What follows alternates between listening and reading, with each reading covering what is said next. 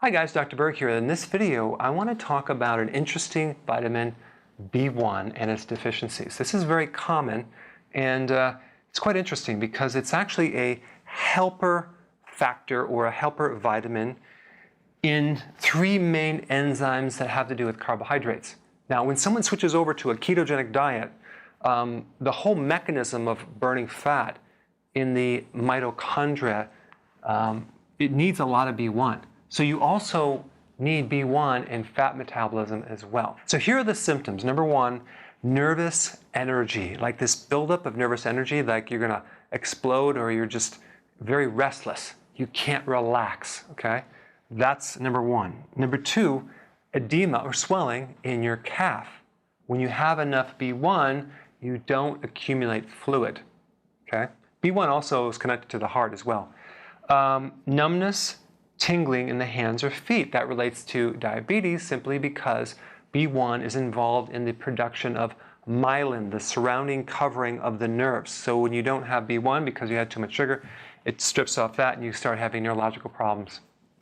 Okay, number four, increased heart rate. Now, potassium also keeps the heart in check, but also B1 does as well. Probably because of the electrical connection to the heart.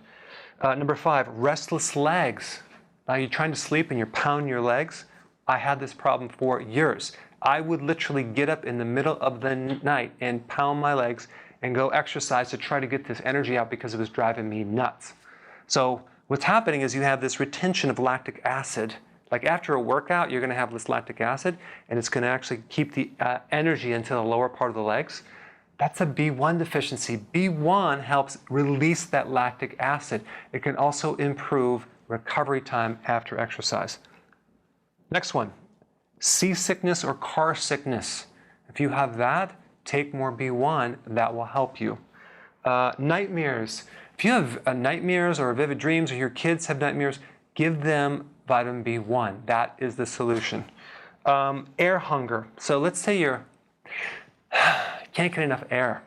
Now, it could be that your pH is too acid, or like in lactic acidosis or high lactic acid, or it could be that you're just B1 deficient, okay? So another remedy for that. So now, what causes B1 deficiencies? Number one, sugar, okay? Hidden sugars, refined grains, hidden sugars like juice, things like that. Alcohol will do it.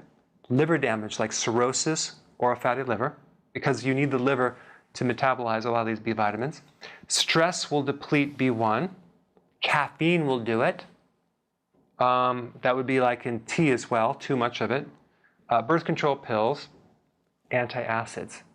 Okay, so what is the solution? Number one, cut the sugar out, the grains, the alcohol, stress, right? Cut down the caffeine. And add nutritional yeast to the diet. Make sure that's unfortified nutritional yeast because they put synthetic vitamins in there.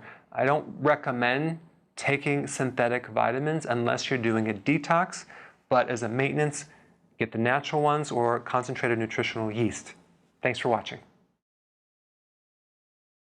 I want to talk about two conditions and help you differentiate those two conditions: restless leg syndrome and nocturnal leg jerks. Okay, those are two separate conditions. Let's talk about each one. First, let's talk about nocturnal leg jerks. Okay, nocturnal meaning at night, okay, where your legs are kind of jumping every so often. They also call that hypnic jerk or myoclonic jerk. And this can resemble like if someone startles you and you kind of jump, or when you're dreaming that you're falling and then you kind of have this jerk. I mean, recently I had a dream that someone is throwing me a football, and I caught it, and so my wife was already up, and I just kind of like just jumped up and I caught the football in my dreams.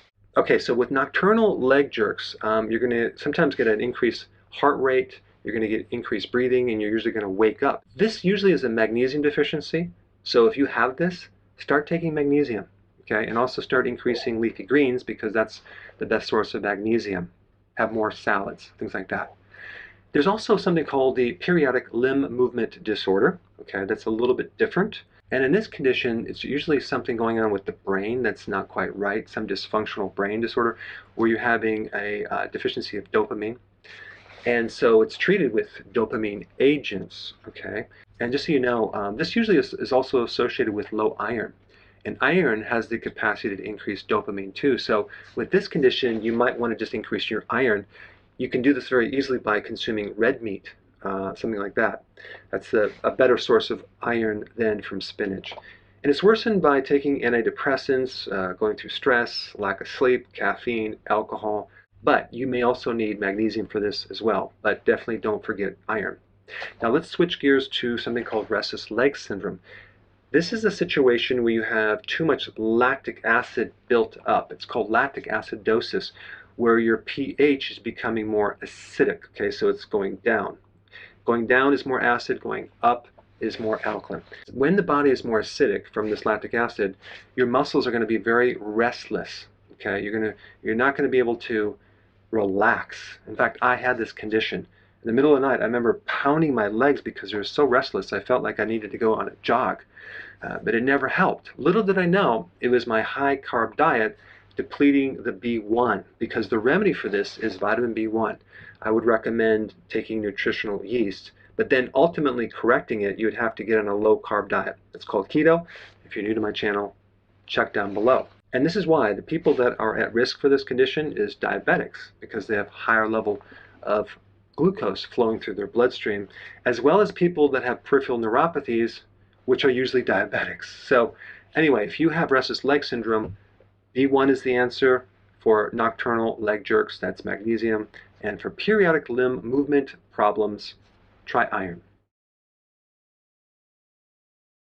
Hey guys, in this video I want to talk about the difference between nutritional yeast and brewer's yeast. I had a couple questions. Typically they're both very similar. They both are loaded with the B vitamins, natural, amino acids. I mean, it's a great source of protein. Trace minerals, selenium, chromium, great for the pancreas, good for blood sugars. Both come from the same family of yeast, but different strains. And by the way, the yeast is inactive, it's not active, they can't reproduce. Now, the difference between taste would be nutritional would be more of a nutty or cheesy flavor, and brewer's yeast is very bitter unless you get it debitterized. I think that's a word. Now, which one do I consume? Typically, I will do the nutritional yeast unless you want to make some cookies. Okay, there's a type of cookie called lactation cookie.